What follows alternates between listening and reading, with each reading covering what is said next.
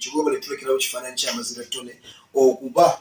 nga tumulabako kuba musajja atusanyusa, musajja gwateekamu omwoyo omutima, musajja wa kigambo kya ddala, musajja wa ddala. Gobole kubeera nga Esaala zonna tutusindikira zimusisinkana ne zimuyunga. Ku luno tutemutaddeko emikono kuba niko byogera biga tunasanka abalwadde emikono nabo banaawonanga. Tukkiriza mu linnya Yesu nti bwe tuteekako omulwadde emikono awonyezebwa. Tukola manyi ga Katonda gawonya, tukolesa kya Katonda ekiwonya. Omusaayi gwe Yesu engalo yo kejjeemukwateko, emusumule gwayunga amagomba kuba gwagakola gomanyi gayina okuba kagabire malamu okusinga bagabadde. Mukole mu repair okuva mwena accident omulimu yabaddamu kuba kino kyo kyabadde kyamubi naye ate n'ogenda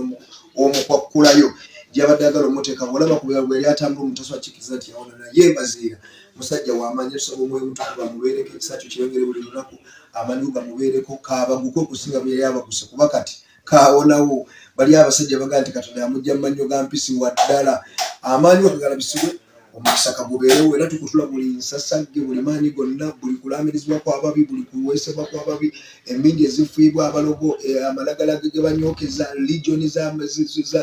z'obubi tuzisazaamu nga tusindika mu nnyanja kana mu Kristo Mukama waffe amiina. Teri ddogera Isirayiri ssebo Mbaziira alina kuba mulamu. Tubadde tukusuubira bulijjo tumanyi tubadde tukusuubira bulijjo nti tomanyi bigambo byakusaba oyingira ddi obulokozi ssebo. Muganda wange ffe Katonda yatuwa ekisa ne tufuna obulokozi ebiseera ebiyise eyo mu kibuga Masaka gye tuzaalibwa ng'olese tutulugunyiza tuzze Masaka ogenda okwewogoma Masaka ate enjiri gye yatusanga ne tufuna ekigambo ky'okutegeera omanyi bino bigambo biba byakutegeera kati bino bigambo bijjako oba gwe okitumye erinnya ki oba okitumye bulokozi oba okitumye bukiddukiro oba okitumye okitegeera naye kiri nti okifunye n'okitegeera kibanga buno oba n'amagezi amazaale osobola okwawula ebintu oba muntu wanjawulo kakati ne bino ebintu bino bw'olokoka obufuuko bw'enjawulo nti otegeera ebintu mu ngeri endala abantu bo babitegeera ebyo bibaamu Katonda bibaamu omwoyo gw'otambulira nnyo mu nnono ez'omwoyo naye nga ekitegeeza oli musomi wa Bayibuli kubanga obadde osinziira mu byawandiikibwa kubanga ekyo kitabo ky'osobola okusoma n'otegeera ensi bw'etambula. Bayibuli yayigiriza ennono z'obwa Katonda n'omusingi gw'ensi kwegamba okutegeera ensi yavaawa amaanyi Katonda gakola gatya ensi etambulira n'okuyigiriza empisa kati mulimu ebitabo by'osoma ng'ekitabo kya Mubuulizi ng'ekitabo kya Enjegere kati bwogera mu bitabo ebyongere n'ogenda mu Psalms n'ogenda mu kitabo kya Psalms kubikula Proverbs bwogenda mu Proverbs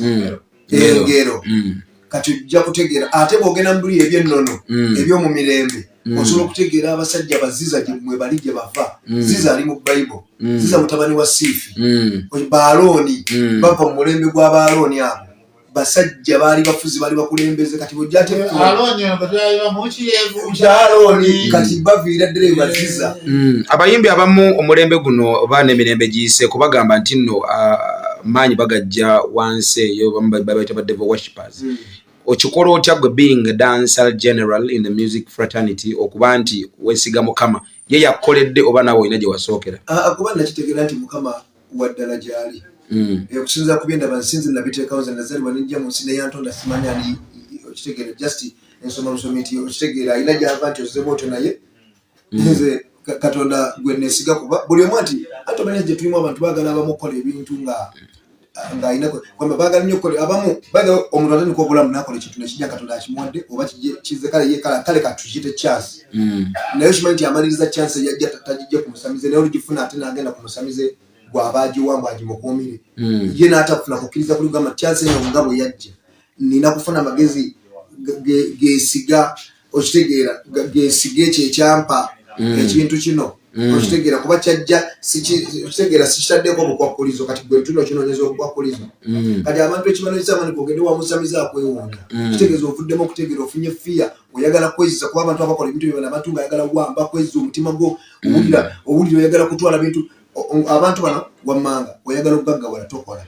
bwe abantu bosanga agaza kumusamiza agamba waliyo sitaani waliyo kuba amanyi wali byakufuna amanyi emmere ejja kuva mu ggulu egwe yamanyi nti nno nsobola okusanga ssente nenzirona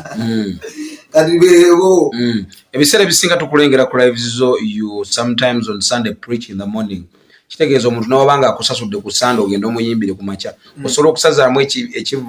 okubuulira okwo kobeeramu n'ogenda oyimbe oba osooka kubuulira kuba kye kyava ku kigo otandika okubuulira ku makya